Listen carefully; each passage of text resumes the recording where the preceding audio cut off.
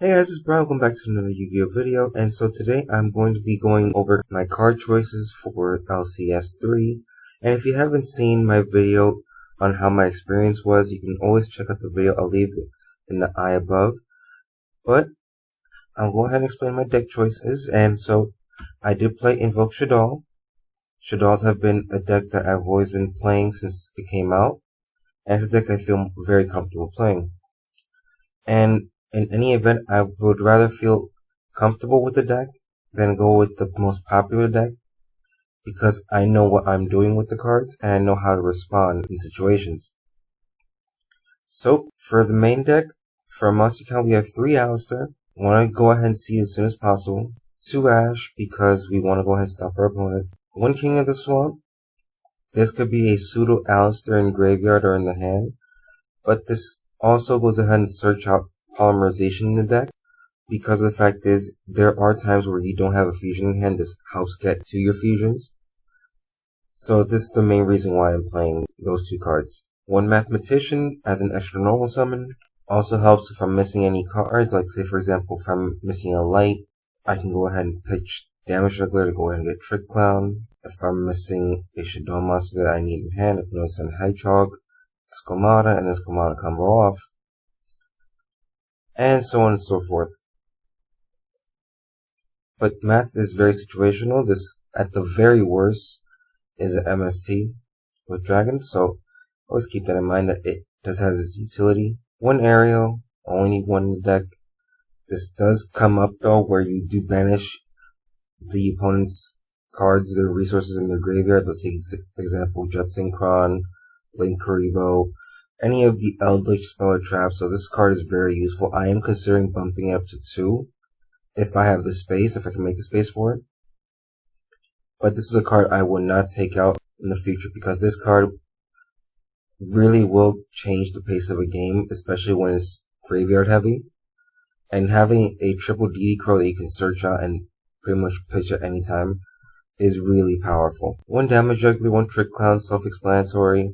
Damage Juggler's hand effect doesn't come up that often, but it does help you from being OTK'd.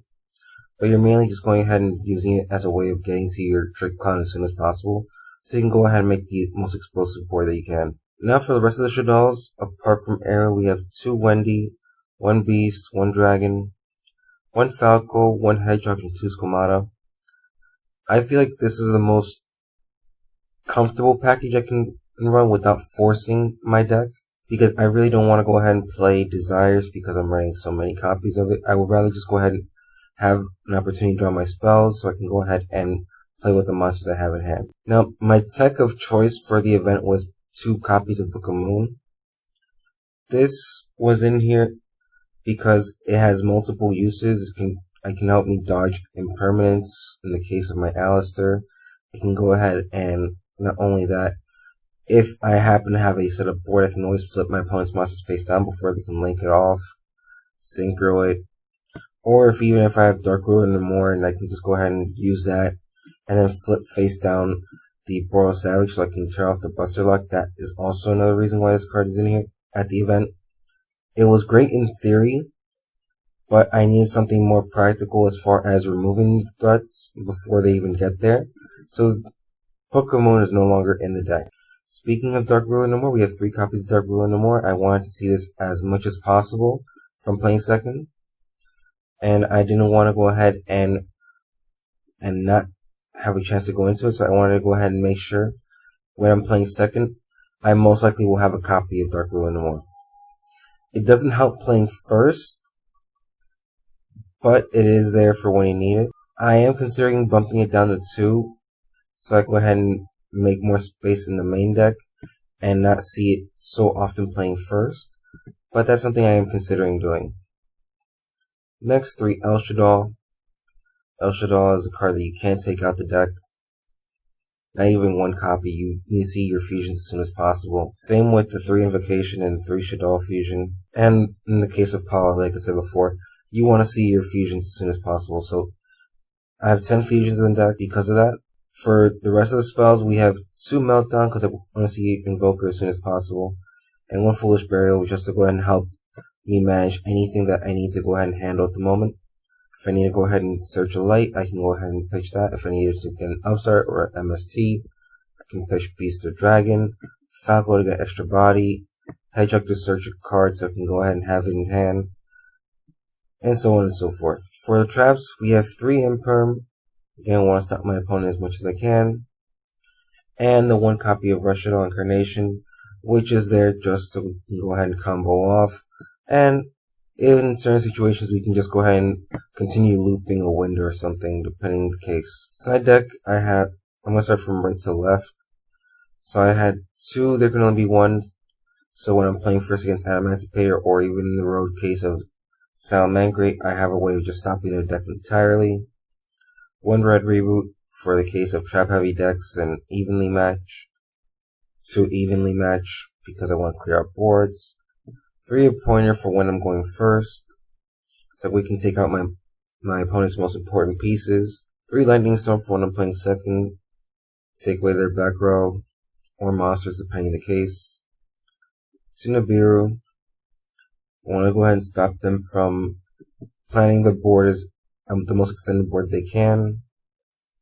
And I put 2 Kaijus in, so go ahead and help get rid of the Buster Lock without giving up my normal, but I figured after the event, I really just need to go ahead and make sure I can get as much out of my cards as possible without giving up more of my resources. I'd rather just go ahead and play something along the lines of Sphere Mode, because even though I'm giving up my normal summon, I'm going ahead and getting rid of 3 threats. So that's my thought process there. My extra deck I was really happy with. So the 5 Shaddolls being App Cologne, 2 Construct, and 2 Window. The 2 Constructs are there to help in your deck and help get rid of problematic monsters that you don't have enough attack over. We can still get over with Construct's effect, especially with the Nibiru tokens. 2 Window helps stop your opponent from going off. App Cologne's in there because it is useful to negate a card on field forever until they get rid of it. But it's not only that, it's a great search effect. So that you can go ahead and recover. Let's say, for example, a play I did during the tournament is I've already used Aerial because I sent it off a Construct.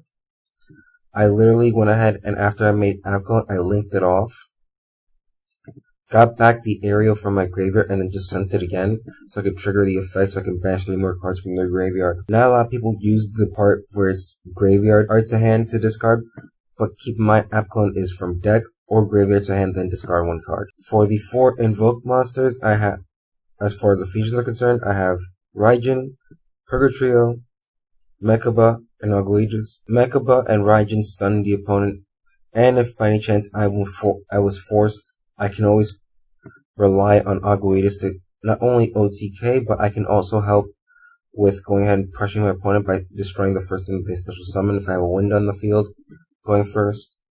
But that's just circumstances, but it does come up.